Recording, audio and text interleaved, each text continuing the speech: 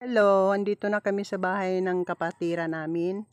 Pinapabisita yung bahay nila kung nandyan pa ba yung saging na tanim niya nga ng may bunga. Andyan pa po. Ayan o. Andyan pa po yung bunga ng saging nyo. Hindi kami makapasok sa gate kasi siguro kinakalawang na kaya hindi na makapasok yung susi. Kaya hindi kami makapasok. Dito lang ako sa labas. Tiningnan ko lang yung saging nyo kung andyan pa ba yung bunga. Nandyan pa naman. Salamat sa Diyos nandyan pa. Kaya hindi kami makapasok ng mama ni sis. Mga kaluli, kalulo, huwag kayo mag-alala. Nandito kami sa bahay nyo mga kalulo. Andito pa yung saging yung inaasahan. Pero hindi pa magulang kasi ang mga dahon hindi pa mga sariwa pa yung talbos.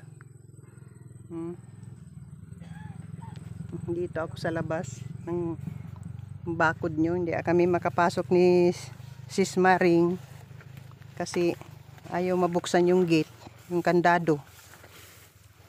Hindi kami makabukas. Kaya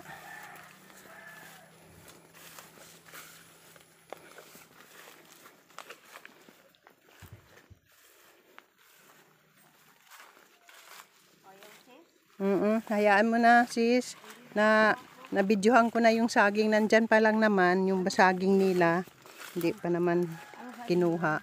Hindi ko kilala na saging na yan, kung tudok ba yun o ano? Baka yung tulad ng doon sa Oo.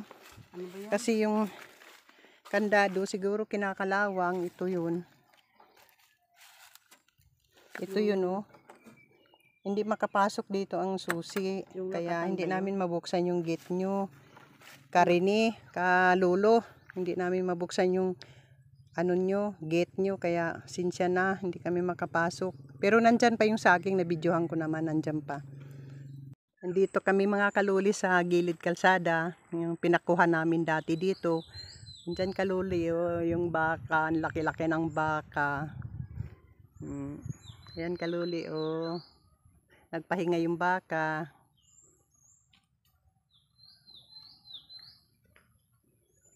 Tingnan ko nga dito kaluli kung nandiyan, makita pa ba yung bulkan. Ay, puno pa rin ng ulap yung bulkan.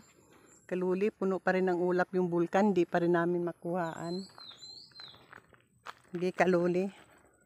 Dandahan na kami ng lakad. Babalik na kami kasi hindi kami nakapasok dun sa bahay ng kapatid. Nakita ko lang sa labas yung saging niya. Tingnan lang sa amin kung nandyan pa ba daw yung saging sa likod ng bahay nila. Nandyan pa naman. Hindi naman kinuha. Pero hindi pa magulang. Kaya hindi pa namin pwedeng tabain. Kasi ipapataba daw kung magulang na. Ipapataba sa amin. Hindi pa namin nataba gawa. Hindi pa naman magulang. Okay lang kapatid.